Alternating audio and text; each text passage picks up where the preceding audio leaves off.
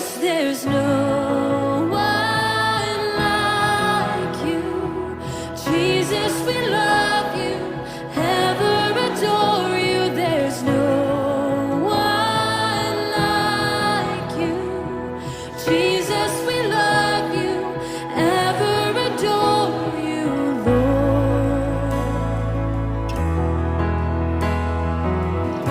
We adore you. There is no sinner beyond the infinite stretch of your mercy.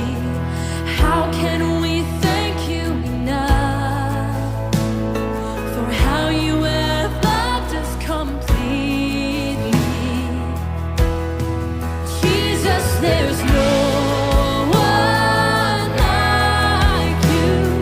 Jesus, we love you, ever adore you. There's no one like you. Jesus, we love you, ever adore you. There's no one like you. Jesus, we love you, ever adore you. There's no one like And can you guys hear me with this?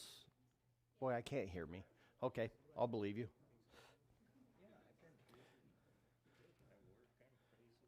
You all done talking? He's got to pick on you, doesn't he? I mean, every week. Every week, yeah. We're late. I know we're late. I was here. I was here. It was technical difficulties. I hear You were there too. You even brought me my Pellegrino, so everything is right in the universe. All right, let's pray.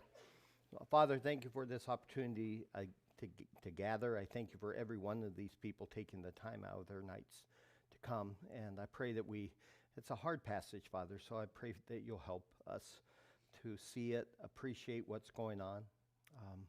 And that, again, we would walk away with a conviction that Christ is truly the superior way in all ways. So help us with that. There's so many still suffering in our church, Father, so many sick and weak, and I pray that you would strengthen those bodies and bring them back, that we might be able to all worship together. In your Son's name, amen. All right, so we have live stream going on. On Mission Day, okay, there it is. All right.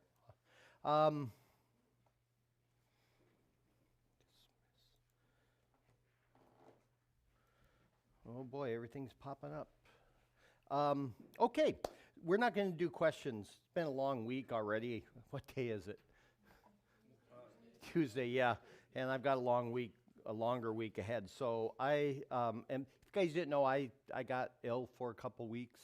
So thank you for putting up with my cancellations. I couldn't get off the couch or the bed.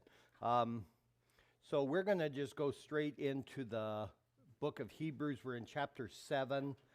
And it is a difficult passage for a lot of people. So I'm hoping that I will be able to make it understandable. We're not even going to read the whole, well,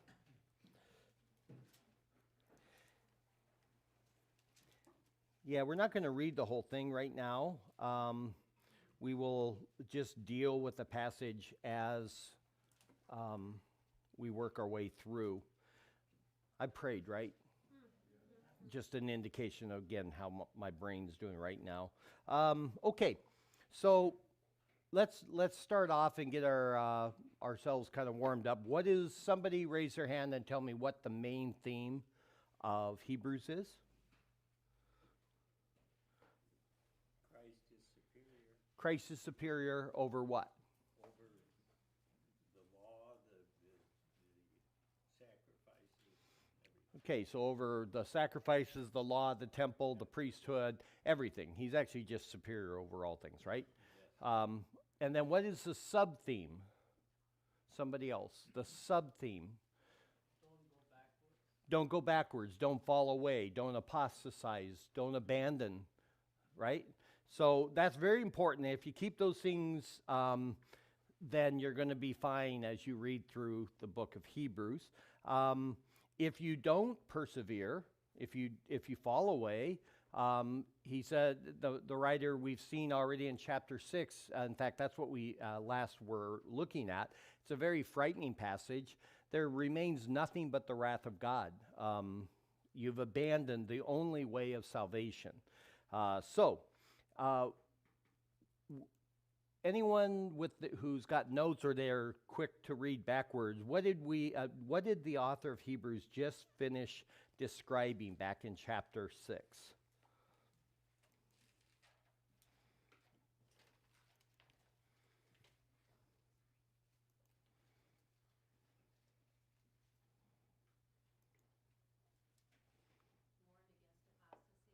Yes? Warned against apostasy. I'm sorry, I forgot. I got to get used to repeating things.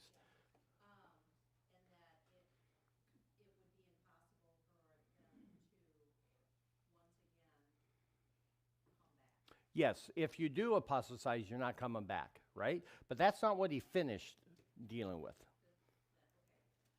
So, no, somebody else. You tried and you failed.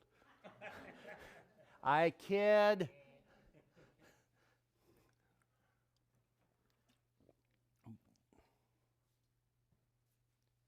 You understand, you literally just need to read backwards. There's not a secret. It's not a secret question.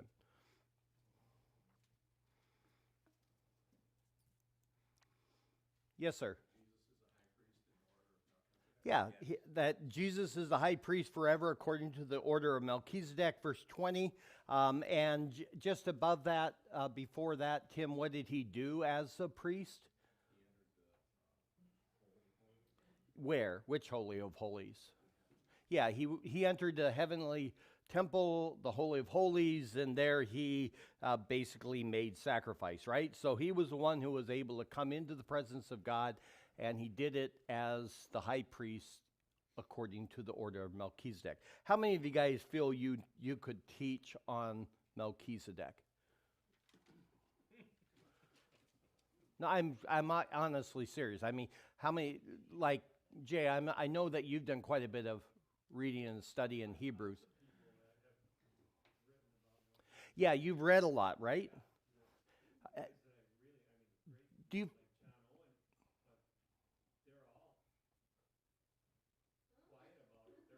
They're all quiet about, yeah. So you've read many. I mean, if you guys don't know, Jay loves to read, and he reads some very serious stuff. And Hebrews is a favorite book of his. But yeah, John Owens, this is a man who will write a sentence that goes on for a page and a half, and you're like, what? So yeah, and yet you come to Melchizedek, and people get really quiet. Yeah, it's actually rather confusing, and that's why. And there's not a lot to go on, and yet the writer of Hebrews just goes off like everyone should know this stuff. And so that's what we're going to look at today is the issue of Melchizedek. So verse 20 of chapter 6 introduced that. And now what we see in chapter 7 is him beginning to develop the idea of Melchizedek, okay? This is very hard to follow, and the reason for it is it gets into some vague passages. There's just a couple of mentions of this guy randomly, and you're like, he kind of like comes into the picture and then out he goes, and then there's a mention of him in the Psalms, and that's it. And yet the writer of Hebrews then writes a whole chapter on this guy in relationship to Jesus Christ. So he is going to be employing something, and I created up, I don't know, where'd Lena go? I guess you're, who's in charge of the audiovisual tonight? Did they both look? That was awesome. So we have no hope. I don't know, for the sake of the people on live stream, if you want to turn the camera over to one of the screens. Notice we got bigger screens. That way, you old folks in the back, I'm looking at you, Keith. You can see, actually, what I All right, I'm taking care of you. I went back there with the smaller TVs. I'm like, I have no idea what I'm looking at. So I just created up some simple PowerPoints on typology. How many of you guys have heard of the idea of types and typology? Show me your hands really genuinely so I can get. How many of you guys have no idea what I just said?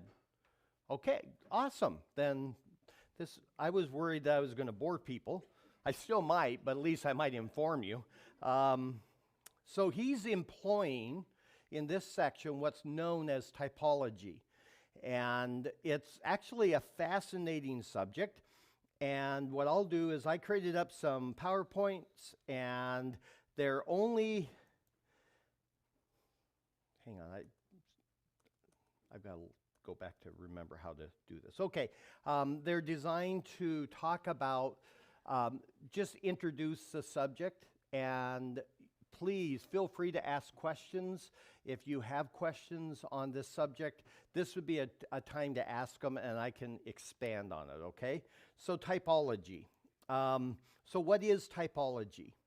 You have two terms that you have to just become comfortable with, okay? The first is type, and its opposite, which is the antitype, okay? And these types and antitypes can be persons, places, objects, events, or even actions in the Bible, okay? So person, places, objects, events, actions, and that would be your type as well as your antitype, okay? The thing you also need to know, and this would really, to properly teach on typology, would be a couple of hours of just talk. So I'm going at a high level. You have to understand, second, that typology is not a form of interpretation. It's not a way you interpret the Bible, okay? So let me ask you a quick question. Is typology a way to interpret the Bible? No. Well, good. All right. A whole lot of people think it is, but it's not. It is a type of language. It's the way that language works. All right.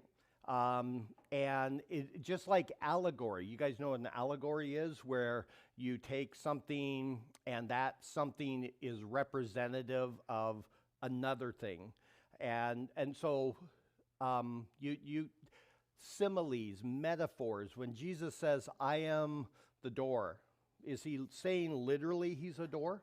No, and we understand that. We do that all the time in our language, right? And we understand when we hear that he's describing himself in a certain way to convey a meaning. Well, that's kind of what typology is as well. It's just a form of communication. It's language. It's not a method in interpreting the Bible. Second, that you need to understand is typology is not prophecy. In other words, when you come to a type in the Bible, you are not looking at something that somehow is prophesying or predicting something to come. And at this point, this is all theory. I'll try to show you some examples of this. What instead, all a type is and an antitype is, there's parallels between the two that you can see. And I'm going to guarantee you that if you've read your Bible a few times, you've seen them. You've even maybe scratched your head and said, wow, that's kind of like what Jesus did, or something like that, okay? And so we will begin to look at that. Then there's this whole world out there, and I'm probably, for those of you who are brand new to types, don't spend a lot of time here, okay? You write them down if you're taking notes. But for those of you who are more familiar with typology, you need to know this.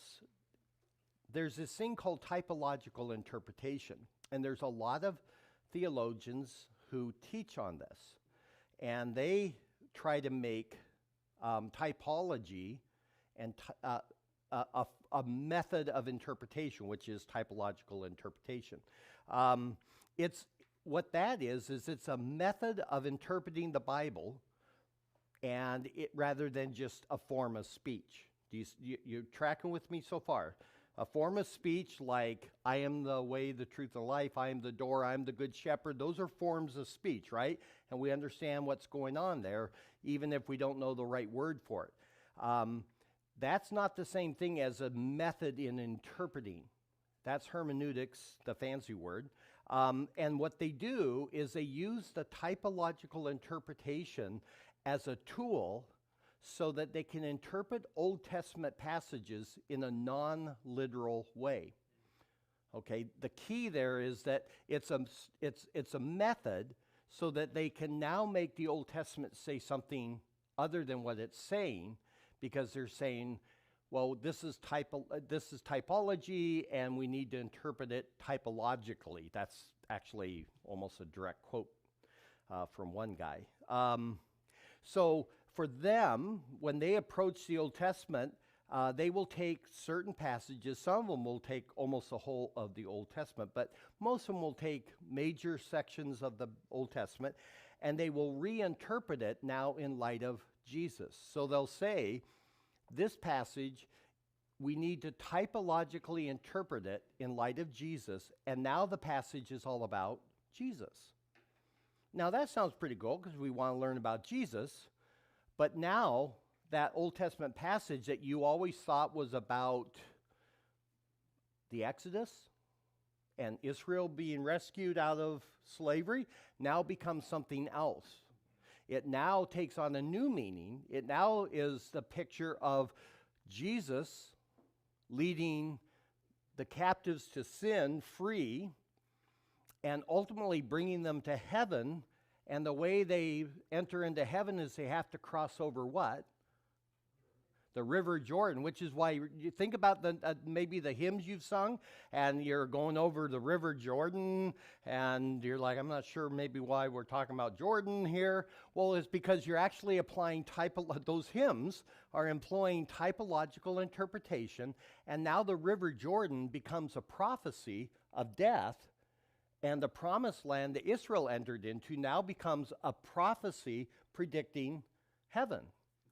And coming out of Egypt is us in our enslavement to sin, and you're like, wow, this works, this is great. But what you're literally doing is now saying that is what the Exodus story is all about. That's what it means, because you're applying typology. And so it turns a type, and we'll talk about these types, into prophecy.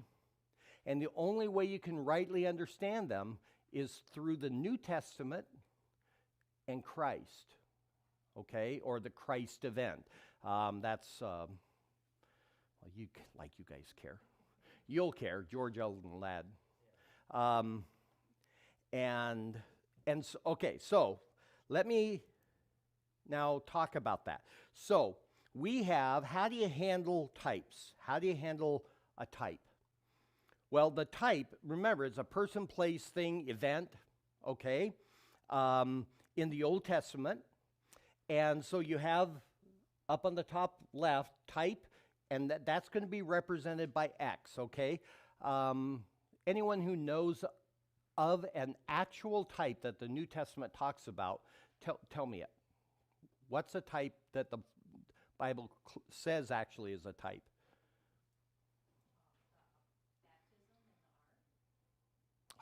You had to pick that one, the most complex. For those watching online, that was Sherry Stocker picking the hardest and most complex type of them all. Yes, you're right. It is baptism and the ark, and where it says baptism now saves you. But we're not going to look at that. Well, we can, but not tonight. There's easier ones. Anyone want to pick an easier one? How about Adam? Okay, who's the other side of that, the antitype of Adam? Christ. He's the new Adam, right? I mean, the Bible literally talks about those two, right? So, and I'm messing with you, Sherry. Well done, by the way, because that overtly uses the word tupos or type. So the type is Adam. You have the Bible talking about the first Adam, right? And we see and read about him, and the Old Testament talks about him. And then in Romans chapter 5, it brings up Christ as the new Adam. And so then in Romans 5, what he does is Paul shows, here's the first Adam and what he did. Sin and death entered into the world through this one man. And because we're all in Adam, we all have sinned. And then through Christ and his obedience and his death, life and salvation and forgiveness comes. And now you have life because you're now in the new Adam and no longer in the old Adam, the first Adam, right? And so picture that you have Adam, he's represented here by X, and then the antitype is Christ in this illustration. So we have now, how do we interpret that? How are we going to come to grips with what is going on here? Hopefully all of this will make sense when we get to Hebrews 7. The first option is Y's meaning is the meaning of X.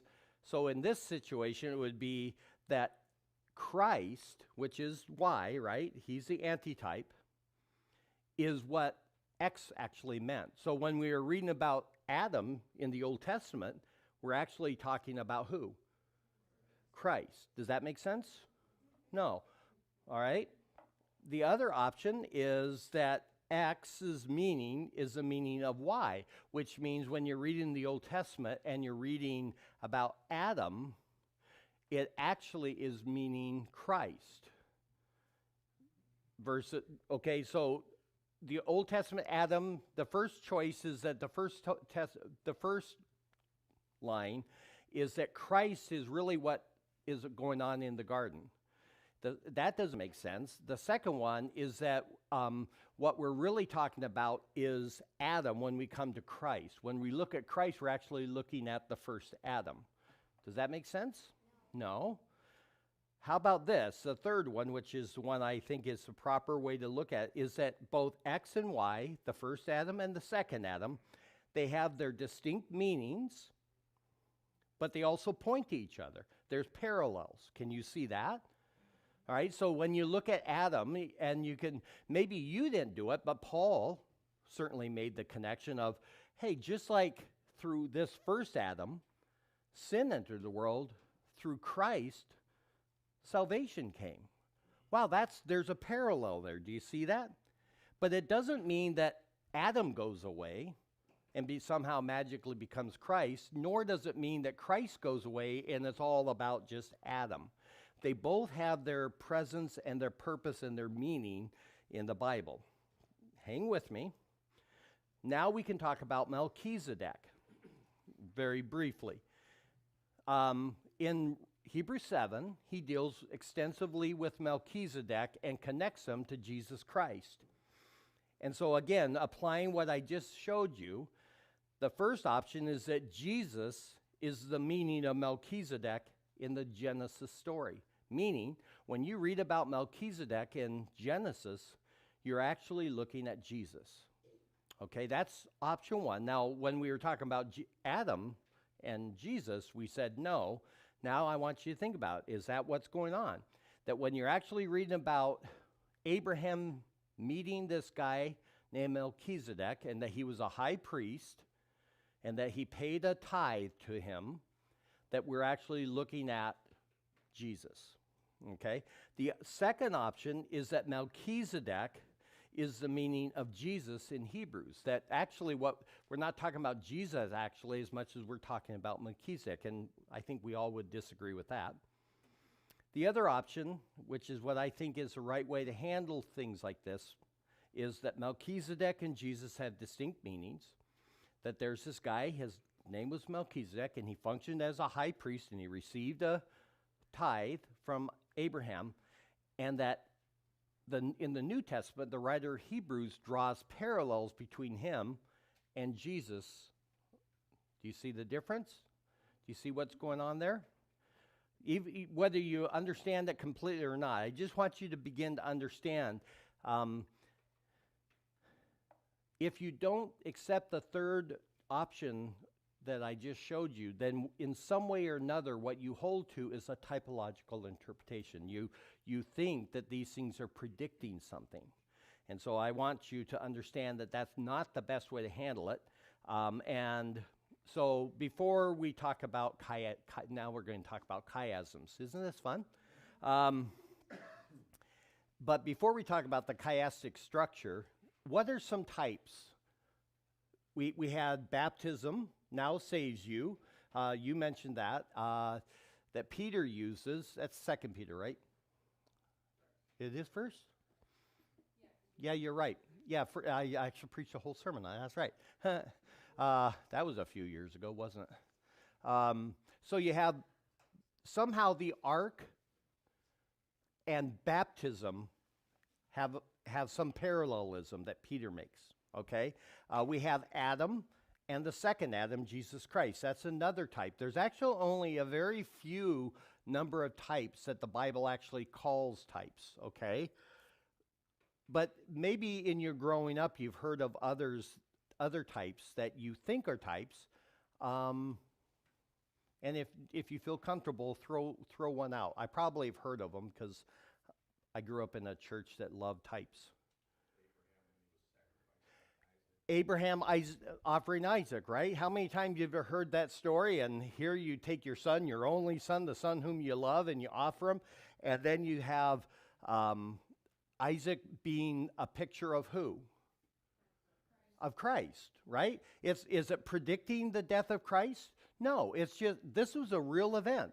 There's a guy named Abraham who once lived, and he had a son, and he literally took him up onto a mountain, and he was going to sacrifice him. Okay, but he was functioning, I think, as a type as well. The Bible doesn't say it was a type, but you can see the parallels, right? But at the same time, you then have the Father offering his Son to be our sacrifice in Jesus Christ, okay? So you can see those parallels. What's another one, maybe? Jonah and the fish for 3 days? Oh, that's one that actually Jesus uses, is a type, yeah. That just like Jonah was in the belly of the well, so I will be in the grave for 3 days. So again, but does that make Jonah go away? No, and nor when you read Jonah, there's no way when you read Jonah the first time that you're like, oh, this is a prophecy of the death of Christ and his 3 days in the grave. You only know that because Jesus said, he says, just like Jonah, so I will, right? What's another one? The original Passover when they put the blood on the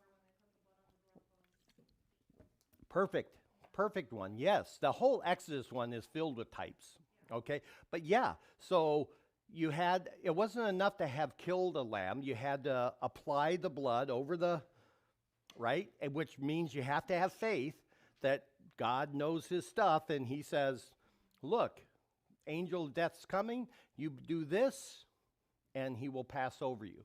And so in the same way, we have the blood of Christ, and the angel of death in that sense now passes over us because we're safe in the blood of Christ, right? So you can see the parallels.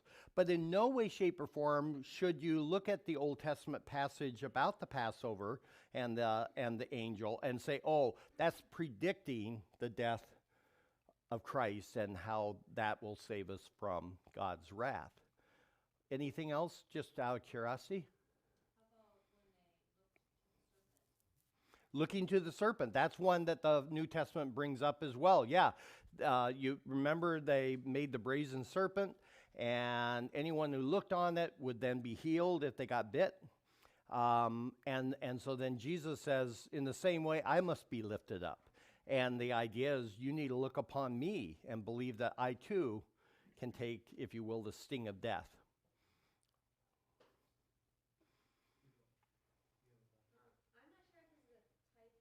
Well, unless the Bible overtly says so. So in Hosea, there's a prophecy when Israel was young, I called him out of Egypt. When Christ gets called out of Egypt. No, that's not type. That's a different thing. And it actually, it's not even really a prophecy. Thank you. That's you now take the prize from Sherry. And well done. And I'm not going to get into that one either because it would take too long. So good try, but no. Oh, you're okay. You're going to give an even worse one.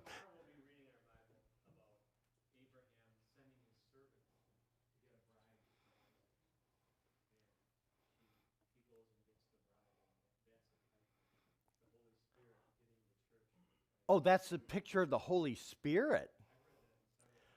Oh, really? Okay. Interesting. So in Genesis, Abraham sends his servant, Eliezer, right, to go get a bride, and then brings him back, or brings her back, sorry. And then, and so that this is a type or a picture of the Spirit gathering us and bringing us to Christ. Interesting. That's more like a typological interpretation. But you could treat it as a type as well, as long as you keep the event as its own true event. That really, truly, Abraham existed, and he sent his servant, and he went and found her and brought her, right? As long as you treat that and say, in a similar way, you see the Spirit going out and drawing people and then presenting them to the bride, who is, the bridegroom, Christ. You can show that typology, yes, as long as you keep them separate. Some, I would suspect, though, would actually say that's really what the story's about. You gonna try a type? All right.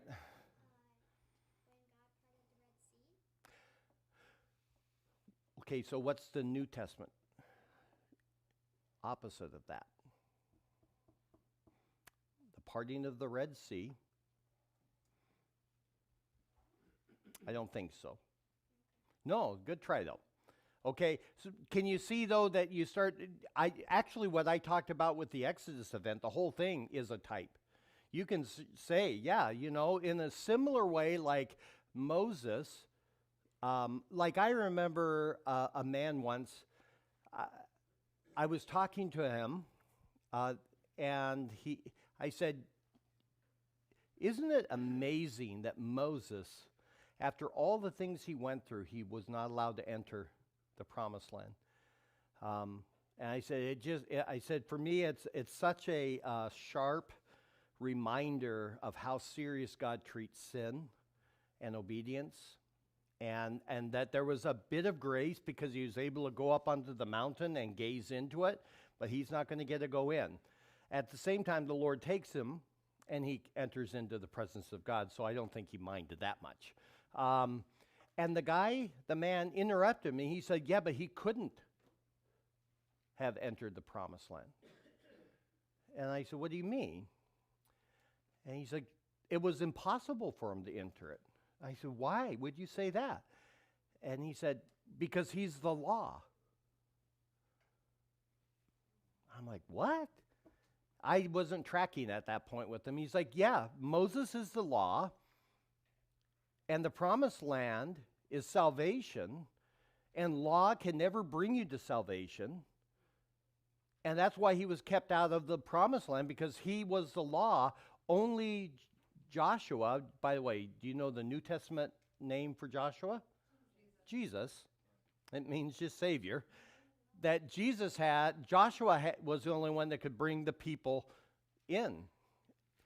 He was actually employing typological interpretation. For him, these things were impossible because there was a deeper meaning than just simply what was stated on in the passage. Do you have a Cord? Was that you were, okay. So there's all kinds of that, and it's kind of fun as you read through. The Levitical priesthood is filled with these images. Every time you see like the Passover, Day of Atonement, it takes two different goats, right? You have the scapegoat that's led off into the wilderness, and the picture of that is the taking away of the sins. But you also have the other goat that has to be killed. because the shedding of blood is necessary for the forgiveness of sin. Those are both types of Christ. In the same way, Christ bore our sins and Christ shed his blood. When it talks about the death of any of the animals, we see again a type of Christ, a picture. But those sacrifices were literally going on. They weren't predicting something deeper. And so you can read your Old Testament and say, yes, that's what's happening. All right. So now go to Hebrews 7, and I want you to this is just a point of interest, and then we'll get into the study more formal. These chiasms, picture an X or a mountain peak, just a upside down V, kind of like that, okay? And it's a structure that people do all the time who are careful writers. The Bible is filled with these. And if you learn to recognize them, and the more practice you have, the more that you'll learn to see them. Matt Miller has done it. He'll do it as well, because you're preaching through Psalms, and there's a lot of chiastic structures in Psalms. Psalm 73 is one where it says that Asaph came close to losing his faith because the wicked were triumphing while the righteous were being disciplined, and it says, I came close to walking away from this whole thing. And then it comes and says, until I came into the house of the Lord, and then I saw their end. And then the second half of that psalm is talking about how the very people he was envious of, the wicked, in fact, they're not to be envied at all, because they're right on the edge of destruction, okay? And that's another one. It builds up to the top of it, which is, I entered the house of the Lord, and then it drops back down, and there's this symmetry that's going on. Well, the writer of Hebrews does the same thing. Just notice in verse 1, it talks about the meeting that they had, and then in the second part of verse 1, 1b, we have the blessing, and then we have the mention of the tithe in verse 2, and then he picks up again the meeting in verse 4. So now we're going backwards. Do you see that? It starts with meeting, blessing, and tithe, and then he goes meeting, blessing, and tithe in verses 4, 6, and 10. It's just a point of interest or not to you. With that, let's go into the passage. So what we have in Hebrews 7 is flat out a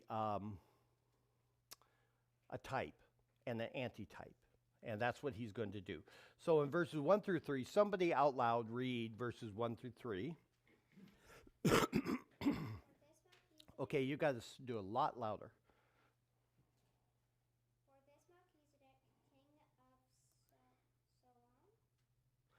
Salem, Salem.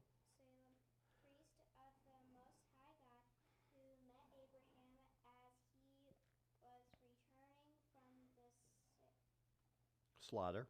slaughter of the kings, and blessed him, to whom also Abraham Apportioned. apportioned a tenth part of all the Spoils. was first of all, By the translation. by the translation of his name, King of Righteousness, and then also King of Salem, which is King of Peace, Okay. Oh, no, I said verse 3, right? Forgive me. Go ahead. without father, without mother, without genealogy, having neither beginning of days nor end of life, but made like the Son of God, he remains a priest Perpetually. perpetually. Good. Okay. So we have, that's the first. The flow of the chapter is the first three verses introduces this guy Melchizedek. And then verses 4 through 10. Matt, would you read verses 4 through 10? Yeah. But see how great he must be if Abraham, the patriarch, gave him a tithe of his plunder, and those of the sons of Levi who receive the priestly office have authorization according to the law to collect a tithe from the people, that is, from their fellow countrymen, although they too are descendants of Abraham. But Melchizedek, who does not share their ancestry, collected a tithe from Abraham and blessed the one who possessed the promise. Now, without dispute, the inferior is blessed by the superior, and in one case, tithes are received by mortal men, while in the other, by him who is affirmed to be alive. And it could be said that Levi himself, who receives tithes, paid a tithe through Abraham, for he was still in his ancestor Abraham's loins when Melchizedek met him. Okay, hang on here. Let me get back to my notes. So that's the second one. This one is where now the writer makes his priesthood distinct from the Levitical priesthood. All right, so that's what he's doing in verses 4 through 10, is making distinction between the priesthood of Melchizedek and the Levitical priesthood. And then verses 11 through 19, Aaron, would you be willing to read that nice and loud? Now, if perfection was through the Levitical priesthood, for on the basis of it the people received the law, what further need was there for another priest to arise according to the order of Melchizedek, and not be designated according to the order of Aaron? For when the priesthood is changed, of necessity there takes place a change of law also. For the one concerning whom these things are spoken belongs to another tribe, from which no one has officiated at the altar. For it is evident that our Lord was descended from Judah, a tribe with reference to which Moses speaks nothing concerning priests.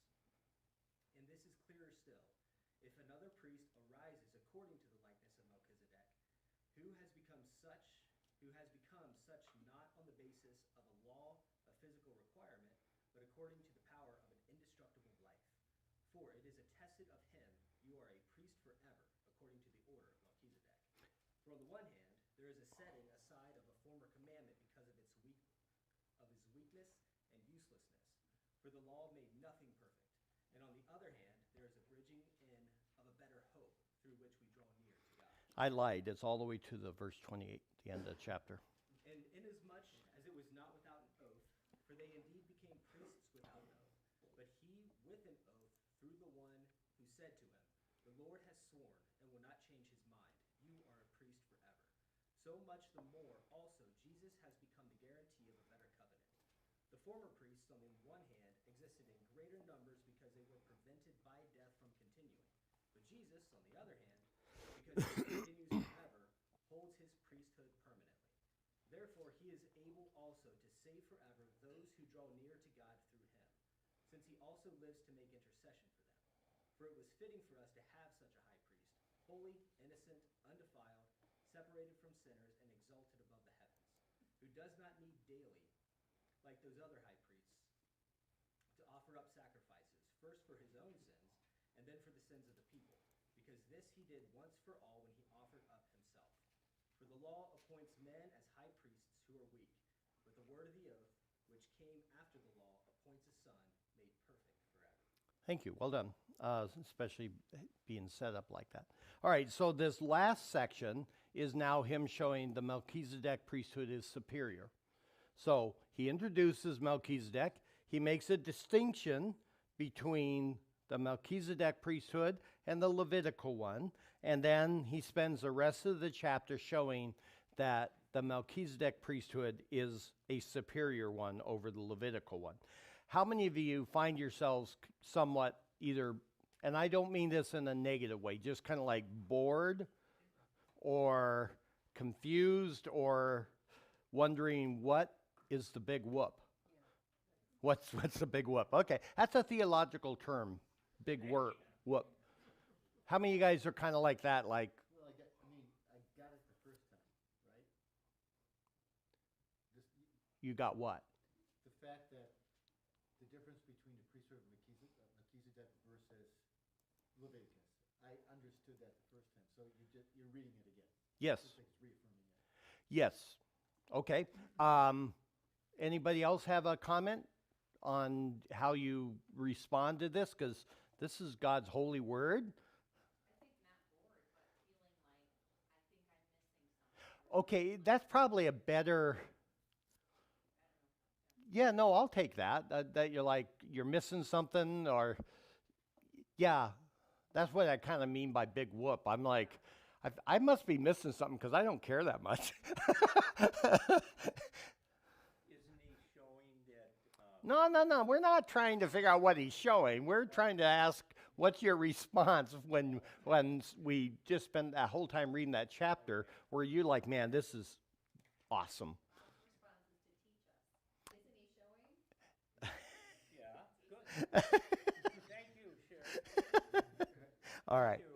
So, why do you think he's going into this much detail? Definitely wants to make the point. Well, he wants to make the point. Yeah, he's going to beat the sucker to death until it's just quivering, right? To show the difference between because Christ was in the line of Judah, not the Levitical priesthood. So Christ being a high priest in the order of Melchizedek. because he came from out of nowhere and was brought into it. So I think I understand what you're saying. okay. I'm not sure I would agree, but I think, well, I don't think you're wrong. I'm not sure, though. Wait, Lena?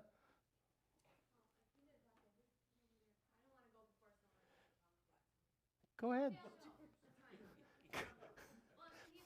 Oh, my goodness.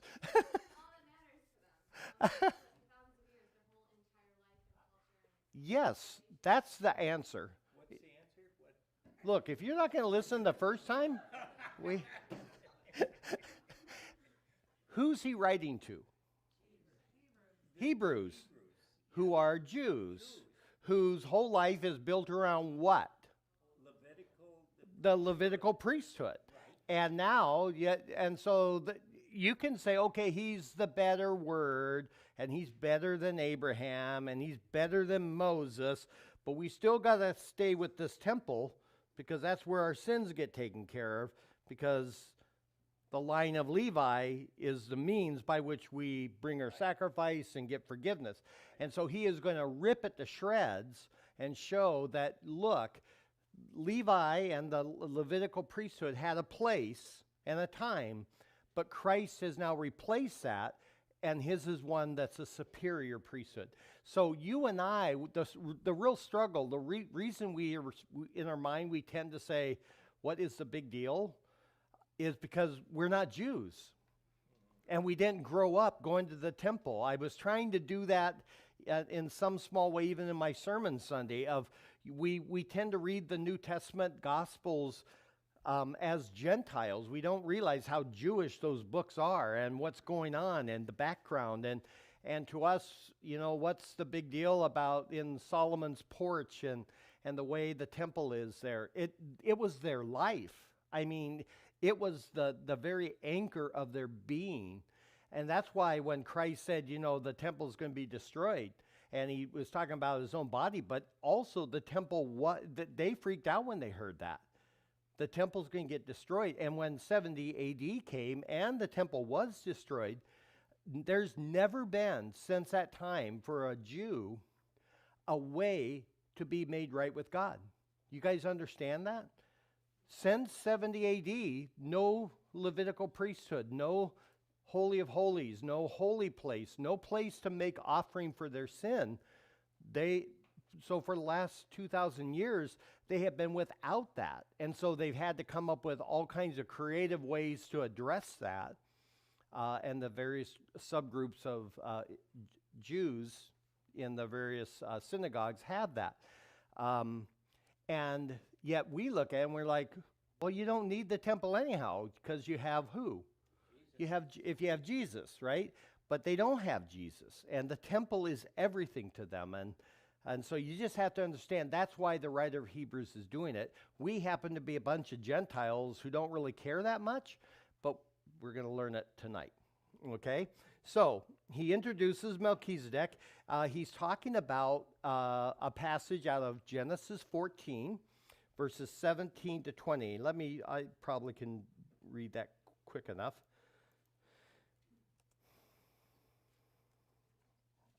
Or not if I can't type.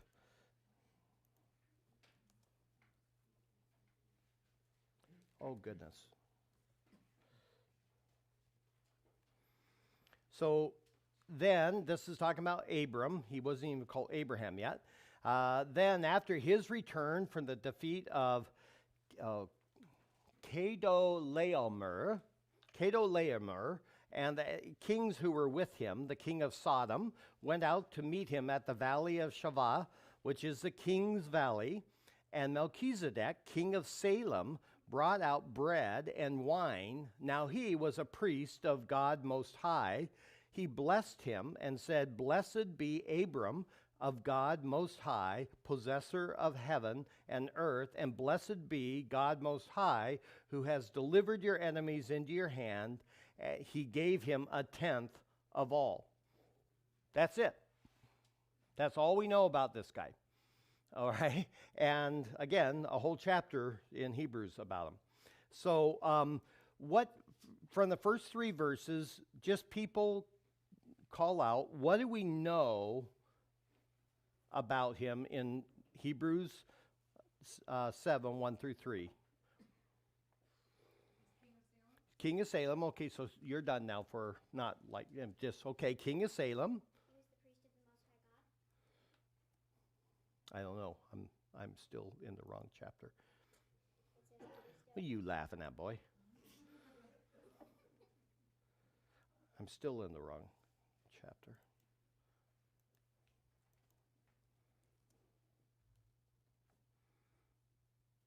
What'd you say, sweetheart? I said, Priest of the Most High God? Yeah, good. What else? Okay. What else? One more thing. Returning from the slaughter of the kings Yeah, and blessed him. and blessed him.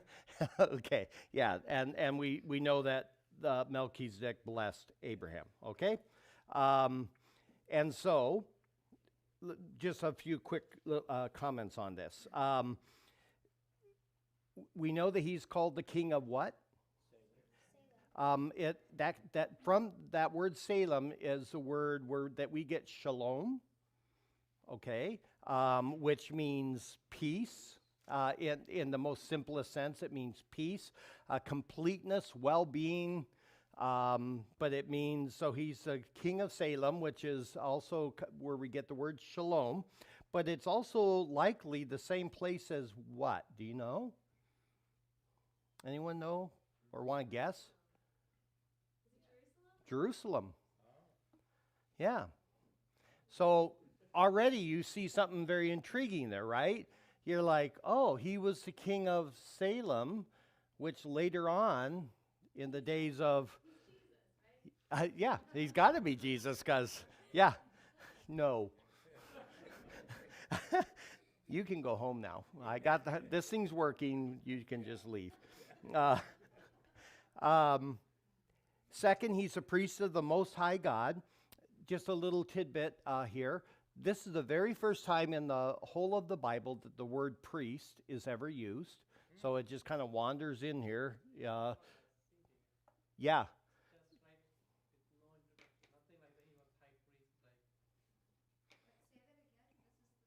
First time the word priest is used in the Bible. No, in Genesis. Yes, in Hebrews. If you have the true Bible. Sorry, I was like, I'm pretty sure I'm going to disagree.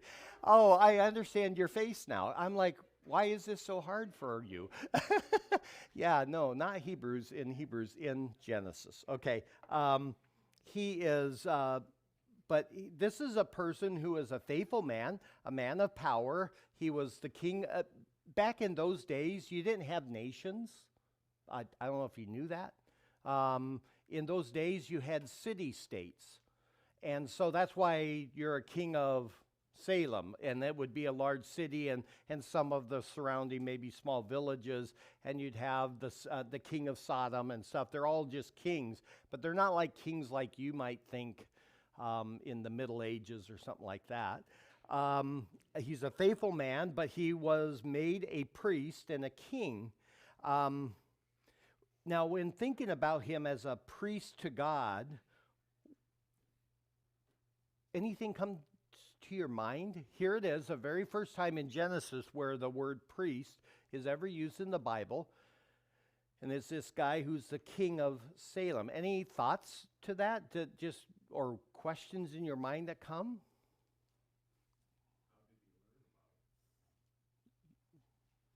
I'm pointing at you. Loud. We were learning about, I can't remember what it was, but we were learning about something in class, and it said that God didn't give the privilege of being a priest to kings. In Israel. Yes, you learned in your class that God did not give the privilege of being a priest to the kings. And he's talking that would be in reference to Israel. Okay. What's your?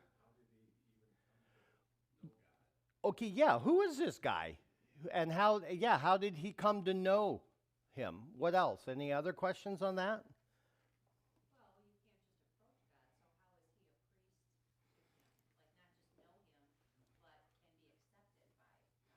Yeah, okay.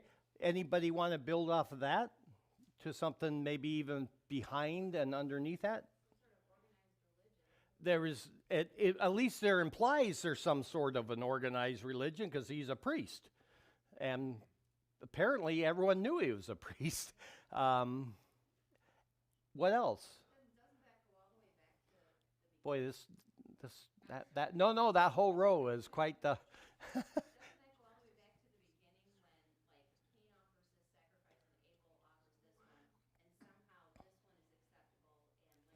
And the other one's rejected. Yeah. So you're bringing up then, that goes even further back to the sacrifices of Cain and Abel. One's accepted, one's not. And I know my thoughts on that. But yeah, somehow they knew. It's like, who told them? Because we don't have any record of it. It was specifically a tenth. Okay, so now you're getting into another aspect of that he gave a tenth or a tithe. Where'd that come from? Did he just decide, I'll give you? Which would have been, what, thousands of years? Yes. And I don't know if you know the history of mathematics. I didn't know that different cultures are based off of different, I think we're based on a 10, right? Except for our time, then it's based on 12. But there's other cultures that are based on ancient ones. Do you know off the top? I mean, I'm just looking at you like you. I should have thought of calling you earlier so you could research. But yeah, they're based on different, increments of 10 versus 12 versus this and that. Apparently, this culture was based upon the 10. Anything else? Okay, I can't hear you. So you're thinking the mediator aspect of that, and how did okay? So why? And so where'd this guy? How'd he get to become that? Okay. Yeah, these are the kinds of questions, but none of you did the one that I was wanting to get, and that is, we really don't know a whole lot about stuff before Israel. Remember, I talked about this again Sunday, and some of you guys still probably don't understand why I make it a big deal. I can only tell you that if your pastor makes it a big deal and you don't see it as a big deal, don't dismiss it. Just think, maybe it's a bigger deal than I understand, and I'll just keep it in my brain, because he sure doesn't let up on this point. And kind of like when you were a little kid and your mom yelled at you a lot and you thought whatever, and then later on you're like, oh, she was right. And you could have saved yourself a lot of hurt or confusion if you had just maybe believed her. The church in Israel are two distinct entities. in the Bible. And one of the issues is this, is before Israel was existed, what was it? What was there nothing? Was everyone an unbeliever? Well, we know that's not true because of what? Or who? Abraham. Noah. Huh? Seth. And others, right? Methuselah and Adam and Eve. And so, I mean, you got these people who believed in God, but they weren't Israel, and they weren't the church. What the heck were they? Have you ever thought about that? You have thought about. Oh, you wondered. Okay. I was like, what'd you come up with? Okay. So what you have is, in the early part of Genesis, it's actually very fascinating, the whole section, because there's this whole world going on that we don't have hardly any information. And one of them is that there's a whole priesthood. Maybe it was just one guy. We don't know. And this guy named Melchizedek, and he's the priest of the Most High God. And people seem to recognize him as that. And so just keep that in mind, that there's always more going on than just simply what you and I see. We're only told what we're told in the Bible, and we're not told what we're not told. So what's interesting is that here's this priest. He's recognized by others. And we just need to understand that there's a lot going on here, and that God was interacting with humanity before he had Israel, and before the church or any of that. He was still interacting with Israel. And like you said, Keith, in some sense, that implies at least that he was a mediator. Yeah, and that you understood you had to go to him, and so then you wonder, was there a whole sacrificial system in place and how did they know that was the sacrificial? Because you don't have a Bible, right? No Bible existed, nothing was written. So where did all of this come from? And it's kind of fun to think about, at least if you're a pastor, and apparently you. So good for you. You should think about those things.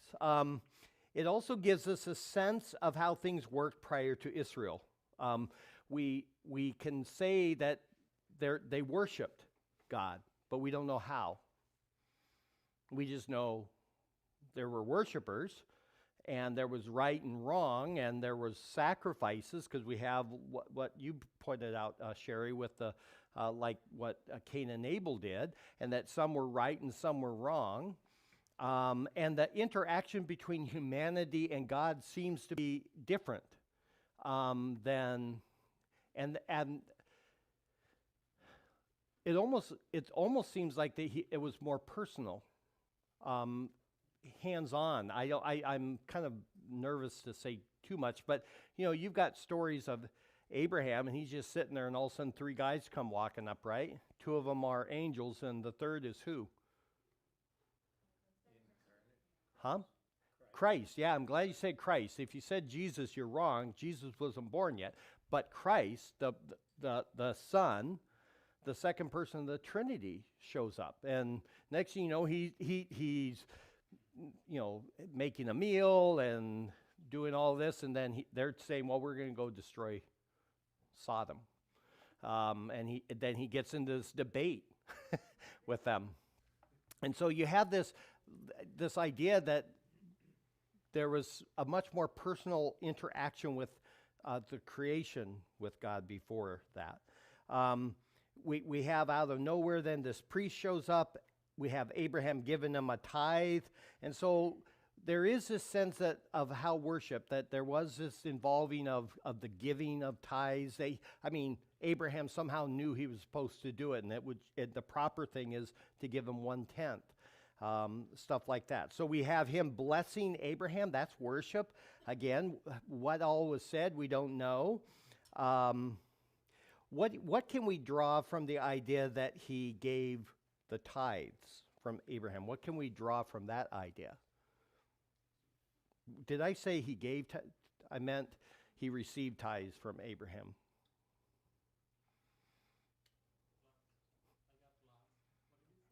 What? That's my skill in doing that. So, forgive me. What can we draw from the idea that Abraham gave this Melchizedek tithes? A tenth.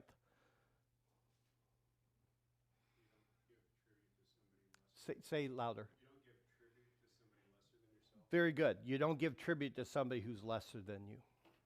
Yeah, so here's Abraham, who's a significant character, right? And he is coming back from a good battle with all kinds of spoils or booty, right? And he comes out and he gives him a tenth of it. So there's this recognition that he is greater, that he is superior. It also would indicate that in some way he knew this priest or knew of the priest. I mean, if you just wandered in and I said, "Hi, I'm the priest of the Most High, give me a tenth," you might say, "Let's talk first, because I don't know who you are." The word Melchizedek, do you guys know what it means? I think. Yeah, in verse 2 of Hebrews, it's translated.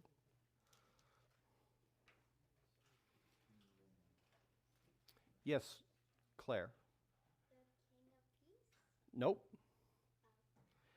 That's the king of Salem. That's what that means. Yes. It's two words put together, and it makes his name Melchizedek, Malach and Static. And it's the king of righteousness. Okay? And so again, you see in his name another little indication. Now, Abraham meets him, and that's his name. We look backwards because we have the New Testament and we have Hebrews and stuff. We're like, oh, I see. There's some more stuff going on that that I don't think they would have understood. Notice in verse 3 in Hebrews that the point is that he has no parents, or meaning no father or no mother, without genealogy. So what's going on that? This is actually a heavily debated section. I'm not going to get into the debates. But some people use that statement in verse 3 to argue that Melchizedek was actually a Christophany, an appearance of the Christ, the Son, to Abraham. Okay? I don't think so, but they would just simply say that he, the fancy way theologian would say it is, that he is the divine predicate. That helps you, right? That he was without cause, that he just was there, and he's always there, and it's emphasizing his eternality. The fact that he had no genealogy, they say, well, see, that means that Melchizedek was never created. Without beginning of days means he's eternal. He's truly God. And that's how some will take it. If you want to do that, I actually wouldn't fight with you on that. I don't think it's correct, but I can see how a person could make that argument. I've heard they said he's a type of Christ. Is that? Which is why I spent all that time talking about, yes, yes, he is a type of Christ is what I would say he is. And so the second possibility is that this is coming from a Hebraistic, don't worry about that, a Hebraistic viewpoint, and that it's a man. In other words, you shouldn't be breaking each one of those descriptors in verse 3 down all by themselves. Take them in their whole. And the emphasis is that the writer of Hebrews is showing is that when we come to Melchizedek in Genesis, we have no knowledge of his ancestry, okay?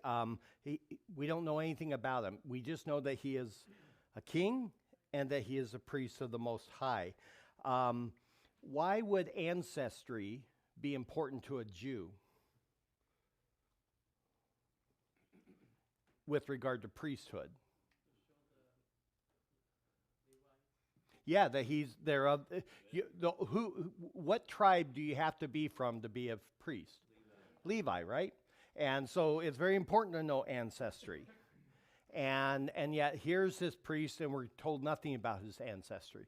And of course, He's going to get into Levi here in just a short bit. He's also made, at verse 3 again, how does it say it? But made like the Son of God, he remains a priest perpetually. You may have the translation that says forever.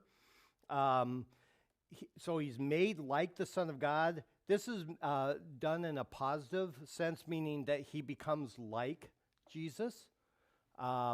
And so we see again, I would argue that's showing that he's a type, that he's like the Son of God. He's not the Son of God, but he was like him in that sense. What details stand out in verse 3 about Jesus and Melchizedek? Or what detail? Not details, just one. Just think about, in light of this, A priest forever, perpetually. well, but Jesus is a priest forever. Okay. What detail stands out in verse 3 about Jesus and Melchizedek? I want you to make a distinction, not a similarity. Not, hang on here. I got some people, put your hand down, just only because I got some who haven't asked. Somebody back here had your hand up. Was it you, Paul? Yeah, I did. I'm not trying to answer the question right. I was going to say Son of God. No, that's actually a similarity, that he was made like the Son of God. Did you have it? Yeah. And then you, ma'am. He's not the priesthood forever. Melchizedek, He- the Son of God was priest forever. The Son of God was a priest forever, not Melchizedek. No, I wouldn't say that's it, but you're getting a lot closer. Well, to clarify again, you said that it's a difference between the two, not a similarity. Yeah, Looking for? yeah. Well, Jesus has a mother and father and has a genealogy and has an ancestry. And Melchizedek doesn't. That's good. That's not what I have, but that's a good observation. Okay, but I'm going to say that's not what I'm looking for. Put your hand down, sweetie. I can't remember your name right now. Sai. Oh, I'm sorry. So, were you talking about Jesus or Christ? Either here, but I like you're looking for a distinction. Well, if it's Christ, he has no beginning and he has no end. If it's Jesus, Okay, then he does have. that if it's Christ, he has no beginning or end, but if it's Jesus, he does. That's a good point, too. I'm going to just save us some time now because I think it's a bad question, okay? Who was made to be like who? Huh? Melchizedek was made like the Son of God, not the Son of God like Melchizedek. That's what I want you to see. In this passage, the writer of Hebrews is saying that he was made to be like the Son of God, not that the Son of God was made to be like him. And so that puts who in the superior role? Christ, the Son of God. The one who is in the inferior role is Melchizedek. Then in verse 7, we have this idea, or did I say 7? I think it's 3. Yes. We have a priesthood of perpetuity. How many of your translations say forever? Yeah, it could be translated that way as well. And it's when if you take it that way, it means that you look at his priesthood was eternal, and people will take that to try to show that, see, this was an appearance of Christ on earth. But the point that he's actually making is not eternality as much as that we have no record in the Genesis account of his beginning or his end, and it's done on purpose that way because God was going to use him as a type of Jesus Christ, who is the priest forever, or one of a perpetual priesthood, okay? Now, in verses 4 through 10 then, he's now making the priesthood, he's going to begin to now deal with the Levitical priesthood. He's going to show the distinction between the Levitical or Aaronic priesthood and the Melchizedek one, okay? Some of you guys, especially younger ones, I apologize, there's no easy way to go through this section. Because of the tremendous reliance upon the priestly system of the Old Covenant, remember there's this constant temptation by these people to go back to it. And so he's got to show now that if you go back to that, you've abandoned the better priesthood. So he's got to make the distinction. That's all he's doing. What's the argument made in each of these verses? I'm going to sit if you don't mind. And I'm just going to take you through various arguments. I just want you to see if you can figure them out. In verse 5, what's the argument that's being made?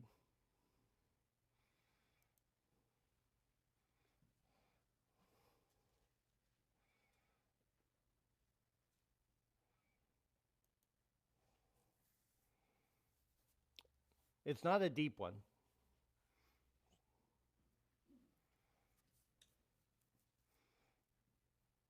Melchizedek was able to accept the tithe even though Levites were the only one authorized to do that? In verse 5? Yeah, it's talking about the sons of Levi received the priestly office. Did you say the sons of Levi or Melchizedek was authorized to? No, Levi. Oh, I heard, you said that and I heard Melchizedek. And I'm like, no, look at the first, bro. Yes, the sons of Levi were the ones who were authorized to receive the tithe, okay?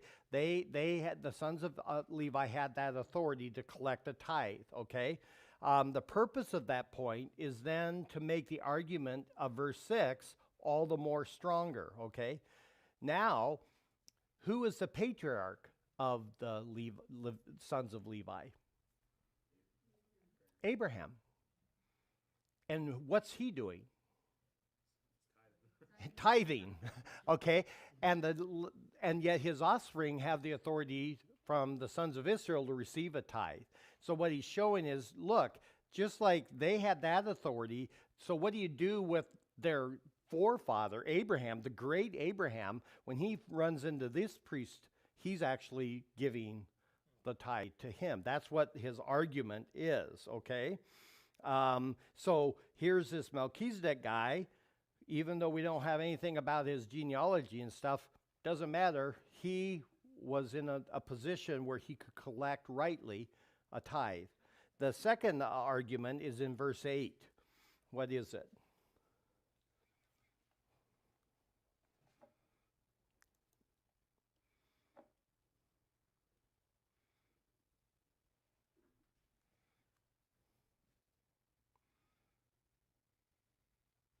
You want to try? Is that a hand, Claire?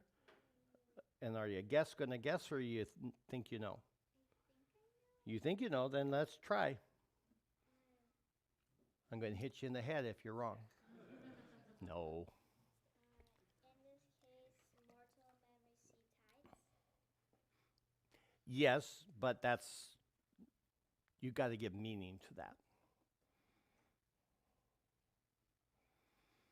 Somebody else? You keep thinking about it, and if it's a simple argument. This is not a deep. Any of these are not deep. I don't mean that as a rebuke.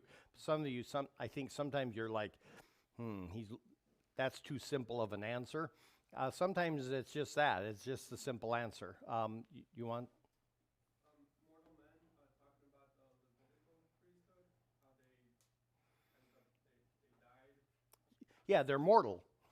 Okay. Versus Melchizedek, which has no end of days. Right. That's all. That's the argument. As here, the Levitical priest would die, but in our passage, we don't have any indication of his birth, his genealogy, his ancestry, nor his death. And so, in that sense, we're left with him kind of dangling there in perpetuity. Does that make sense? It's not saying that he never died. It's just that we don't have any record of his death. And so here we have this story of this guy, and he just kind of goes on. But we know that the Levitical priests had to be replaced because they lived and died. And then argument 3 is in verses 9 and 10. And I've already made this argument, but now we're actually looking at it. Verses 9 and 10.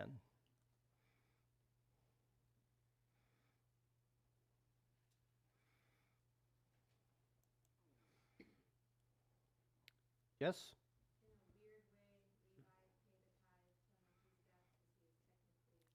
Yeah, because he was actually the offspring of Abraham. Levi himself paid tithes through his forefather Abraham in that weird way, as you so wonderfully put it. Yes. And so here we see, again, a good reason not to go too hardcore literal on everything that the writer of Hebrews is talking about, because he's now talking about that in some way Levi paid the tithes. Well, he wasn't even remotely born yet. There was multiple generations that had to go on, right, before he was born. And yet, because he was from the offspring of Abraham, therefore he too is one who paid the tithes. Now, what we actually get into there, and for time, we're not going to look at some passages I had created, but it gets into the idea of union and federal headship. How many of you guys are comfortable with those ideas, especially federal headship? Well, not the seminary student or former seminary student, of course. You are? Anyone else? Yeah, okay. When we talk about this, it's very important because the Bible makes a big deal of this. Adam is our head, and all of humanity came from Adam, okay? And therefore, when Adam sinned, Paul therefore says, who else sinned? Yeah, but we didn't sin. We weren't even born yet, but we all sinned. Why? Because he's our head. He is our federal head, federal means representative, okay? He represents all of humanity. So what he does, we do. And so in the same way in Romans 5, Paul says that in Christ, died and he rose again and he defeated death, or sin and death. And so in him, as our new head, when by faith, we now live. Okay? Does that make sense? Another passage that I could give you was in Malachi 1, verses 2 and 3. I believe, well, now I'm pretty sure I'm right.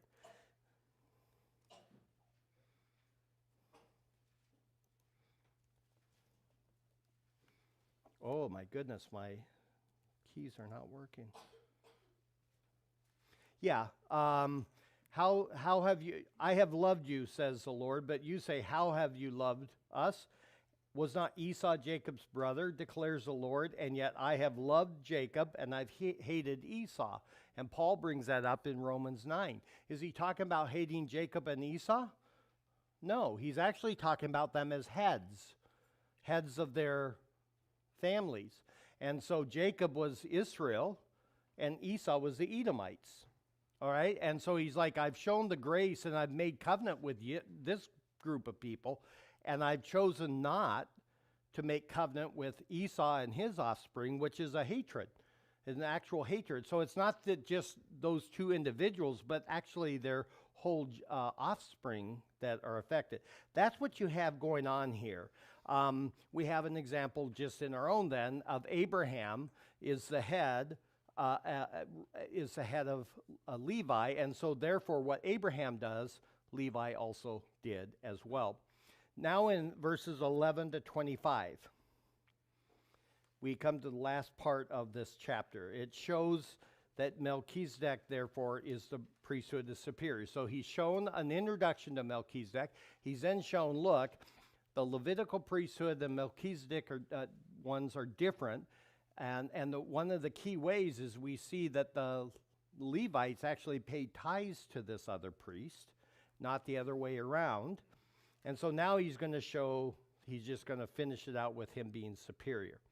And so he's going to make his strongest arguments on the superiority. So he now shifts off of Genesis 14 and he moves over to Psalm 110, which is verse 4, which is the one where, well, I'll just read it for you.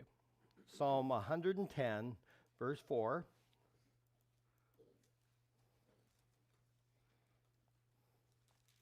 The Lord has sworn and will not change his mind. You are a priest forever, according to the order of Melchizedek. And so out of the blue, the psalmist brings up, again, this Melchizedekian priesthood. Okay? And so that's what he's going to now deal with. Let's make some observations starting in verse 11.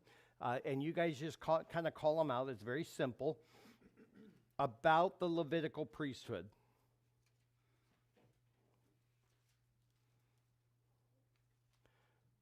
I'd prefer somebody who hasn't answered. Huh?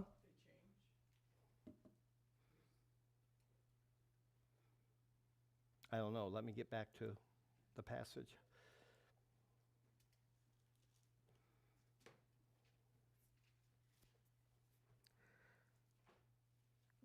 In verse 11?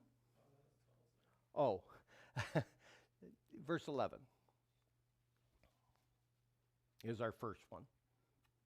It's imperfect. The law is imperfect. Right, no. That's a partial answer.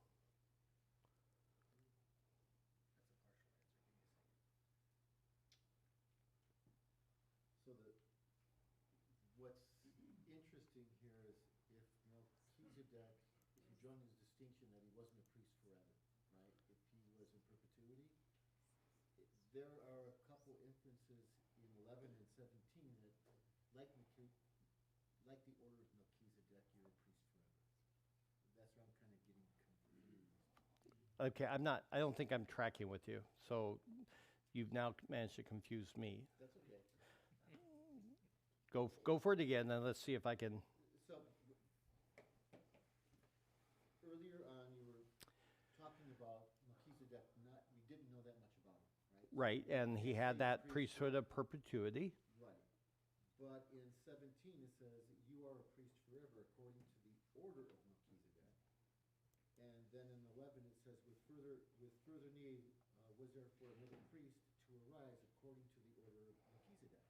To me, there's inference that Melchizedek was something more than just perpetuity. That he may have been something more. That he may have been like a Christophany of. That's possible. I would not debate that with. I wouldn't agree with it, but because ultimately none of us can know for certain. So if the Levite priesthood was perfect, if the law was perfect, you wouldn't have need for always raising up new priests. Okay. Yes. To answer it a little bit more cleanly, though, is the Levitical priesthood cannot bring perfection. Okay, they're always having to make a sacrifice. That's the point that he's making. Okay, that perfection means it will never come to its finish. It will never reach the finish line. That's what that word actually means. And so the Levitical priesthood, once it was started, it had to just keep going. There was never a place where you could say, like Christ said on the cross, it is what? It's finished. It was never finished. But and that's the point that the writer is making there. What about in verse 12? What's another observation we can make about the Levitical priesthood?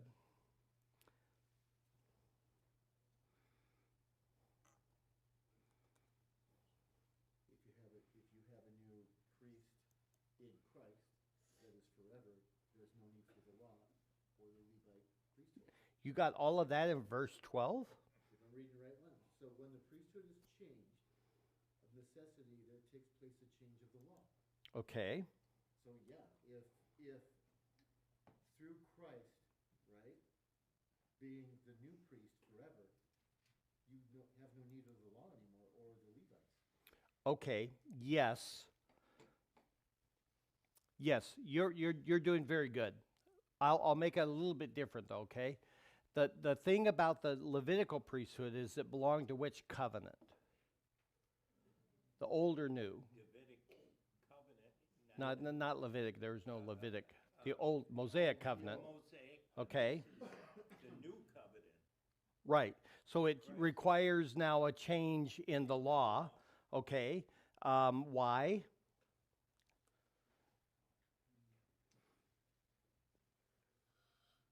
Well, the answer is simple. It's because the law of Moses had a very clear requirements for who could be a priest. And now we have this different priest in Jesus, but he belongs to a whole covenant and a whole different system, if you will, which is the one they were all waiting for. What else? Well, he's a different tribe entirely, too. Say what? He's a different tribe, too. He's Yeah. the tribe of Judah. He's not. Well, yeah, but he doesn't bring up the tribe of Judah. Which under the old covenant he couldn't be the priest, right? But he is, because there's this new covenant, right? Which the writer of Hebrews has already begun to deal with, and he'll deal with even more. And then in verse 18, what else?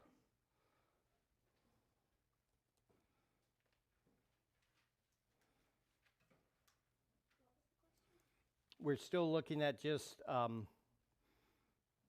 observations about the Levitical priesthood, about the priesthood of the Levites. Because of the old covenant, it was weak and useless. Yes. Okay, it was weak and useless. And then in verse 21, there's another one.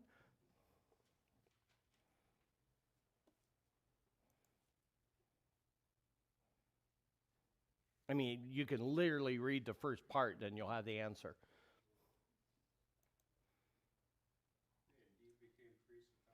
They became a priest without the oath. Thank you for just saying right there. Yes.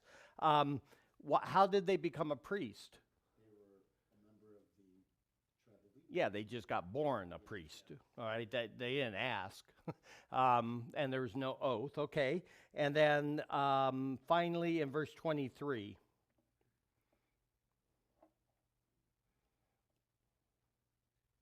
And they were temporarily priests because they eventually died. Yes. Then you had to keep replacing them, and you had to have a whole bunch of them. Okay? I already answered it, Claire. All right, so all he's doing is he's just going through and showing them things that they all knew about the priesthood, but now he's trying to show, look, these things are worth knowing. So now he picks up go back to verse 11 and see if you can see some observations about Jesus' priesthood. In verse 11, what's the point? It's not a deep point.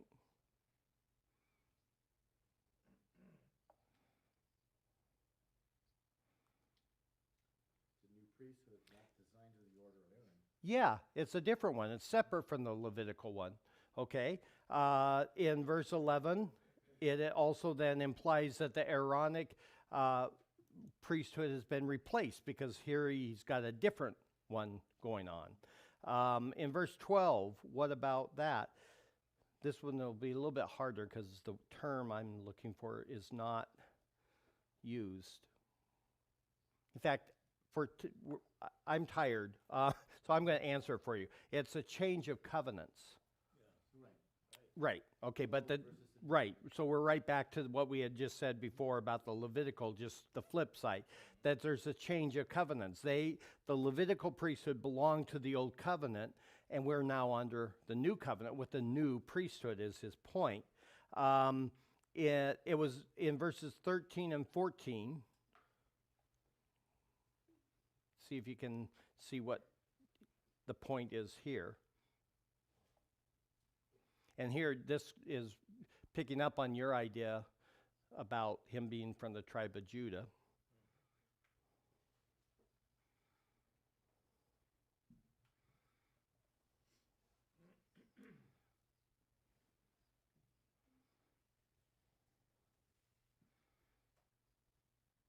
But that's the whole point, is that he's from it's making is that he's from the tribe of Judah. He hasn't offered up anything, and towards the end of it, there was no reference. Moses spoke of no references concerning priests. Okay. So I said 13 and 14, right? Yep. So concerning, for the one concerning whom these things are spoken belongs to another tribe from which no one has officiated at the altar. So he's saying, look, his tribe never was allowed at the altar. For it is evident that our Lord was descended from Judah, a tribe with reference to which Moses spoke nothing concerning priests. And what he's trying to say, well, what he's actually saying here is that the priesthood that Moses talked about didn't come through Judah, but came through Levi. Christ came through Judah, and his priesthood, as again, he's just emphasized, it's a different priesthood. So it's not just an upgraded Levitical priesthood. It's not, and we can also go back to our old priesthood, and it'll still be essentially the same thing. He's like, no, it's something that's completely different. In fact, in Psalm 110, verse 4, he makes a point that it's a priesthood that's indestructible and unchangeable, just like he promised in that, and he makes that point in verse 17. You are priests forever, according to the order of Melchizedek. And that's a messianic psalm, if you didn't know, talking about the coming Messiah. And that was the indication in the Old Testament that something more is going on here, that the Messiah, and they would have understood Psalm 110 to be talking about the coming Christ or Messiah, that he's somehow going to be a priest. But he's not going to be like the priests we've had, because he's going to be from Melchizedek. And all of them would go back in their scrolls to Genesis, and they're like, we don't got a lot on this guy. But we do know that it's going to be an eternal priesthood, and is according to a different order. And all of that would indicate to them, if they were thinking about it, that things are going to be different when the Messiah comes, and that he's going to do different things, better things, hopefully, as they would come. How about verse 19?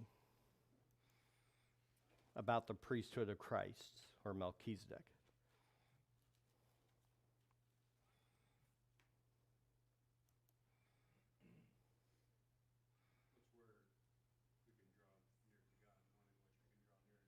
We can draw near to God because it brings what? A better hope. Yes. Yeah. So again, he's saying, look, we have a better hope through this new priesthood because now we can draw near to God.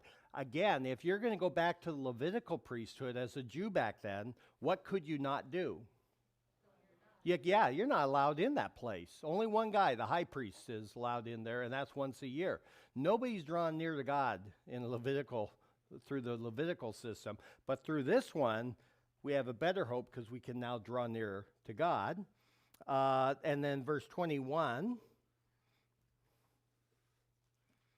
I know this is hard, guys, but we're going to get through this chapter because I'm stubborn. The Levites did not make an oath. They were born into it. Right. But he has made an oath, okay? Correct. The difference is that this one is made with an oath, okay? And it's an oath made by whom? The Lord. But who? What were you going to say, Clark? Oh, well, you were right. I'm going to give you credit. Sorry. And when we talk about the Lord, who are we talking about? Give me his name. Yahweh. Yeah. This was an oath that Yahweh himself swore he would be of this order, okay? No Levite had that. That whole line is all capitalized as a quote. Yeah, that's just because it's quoting from the, hang on here. Yes, in the actual psalm, it is.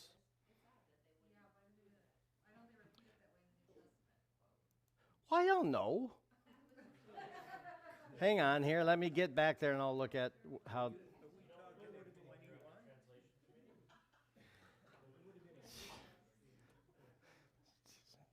Mind of God as he's inspiring the author of Hebrews to write, and hang on here.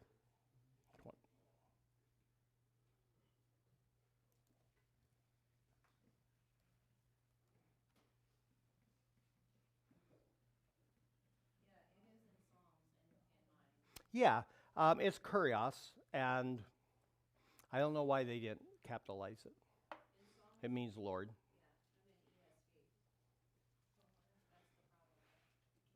No. Does your ESV not capitalize it in the Old Testament even?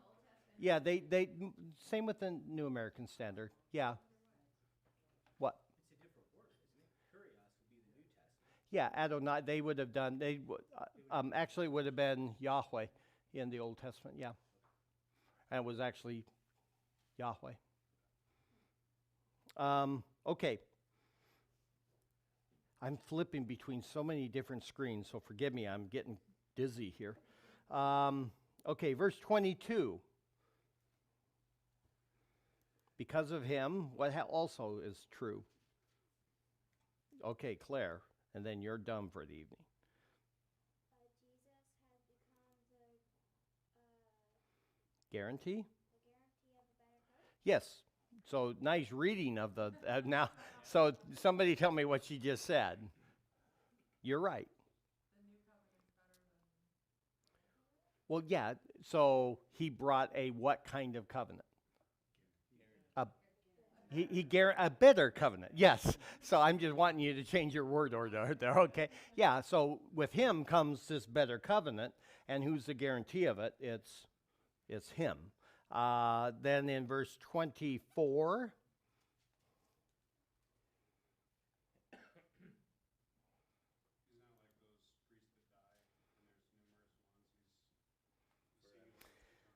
Yeah, his is a permanent one because he doesn't die. Okay, he continues forever. Then in 25, he's making a major point, and we get the therefore. So after beaten to death this chapter, and that we all agreed we didn't really care that much about, we finally get to his point. What is it, Clark? Okay, you got to say it really loud for old guys.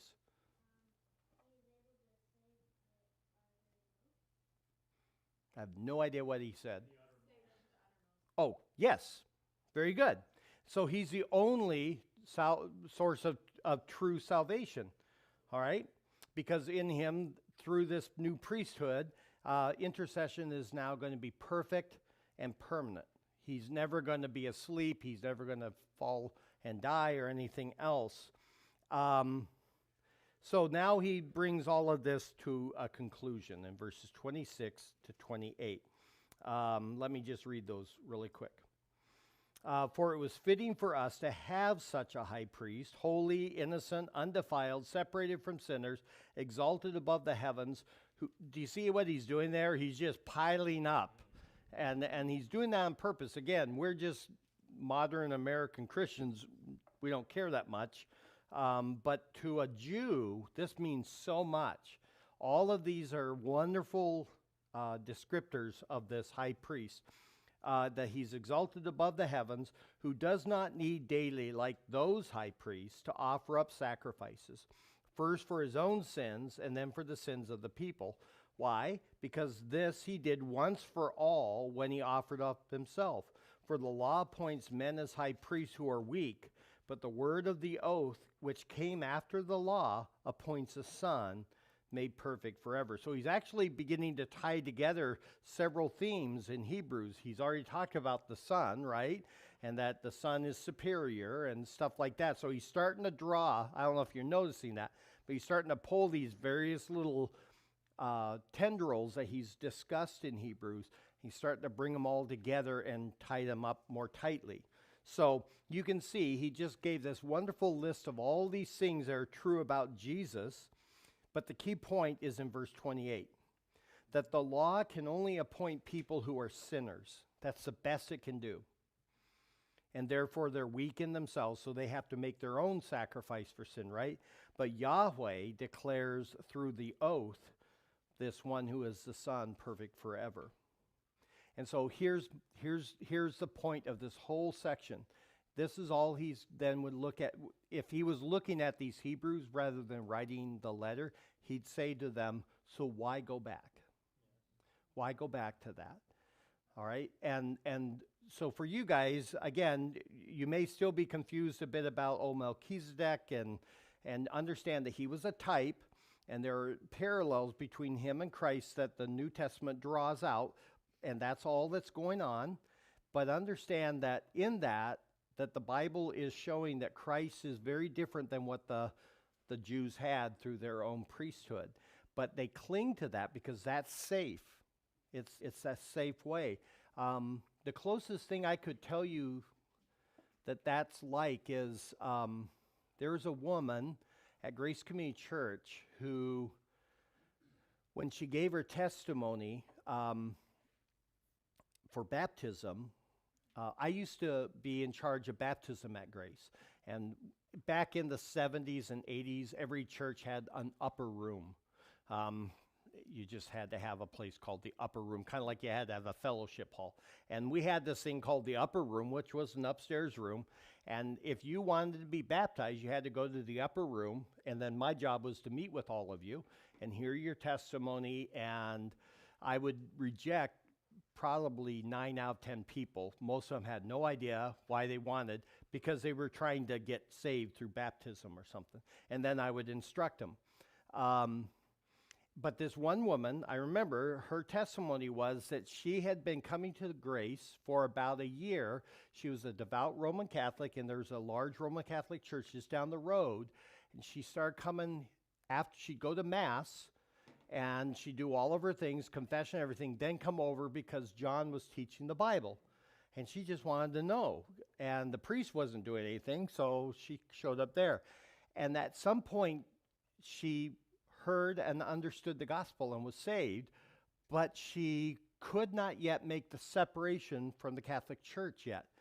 She still had to go there too, so she would still go and do her confessions because she was raised in that and she was devout in that. Does that make sense? And so she's still going back there, and she's still going to the Eucharist, the Mass, and taking the Eucharist, and all of those things she's still doing. And then coming back because she wants to hear more of this Jesus who saves her. And at some point it clicked. I don't belong there anymore. And she just walked away from it that day. And I had the privilege of listening to her testimony and saying, yes, you can be baptized. And it was really, for me, I mean, that was 30 years ago, and I still remember it, and her sincerity. Well, that's kind of what you got here with these people, is that their whole life has been this way, and now they're being told, no, you don't do that, but your whole support system, your whole life, your whole society is pushing you to go back. You can imagine how many people are second-guessing themselves, and the temptation, and that's why he's writing so intensely and so severely to them. It's like, look, you guys have to understand there's no going back. If you go back, there's nothing else. Okay? Let me close in prayer, and then we'll go home. So, Father, thank you for this hard passage. I pray that it stretches us a bit, and I appreciate a bit more the fullness of what the Scripture teaches on. Help us now as we go home that we would contemplate again the sufficiency of Christ. Give us wisdom as we enter into the rest of this week. Continue to heal weak bodies, and let us continue to hope in you alone. In your Son's name, amen. Good night.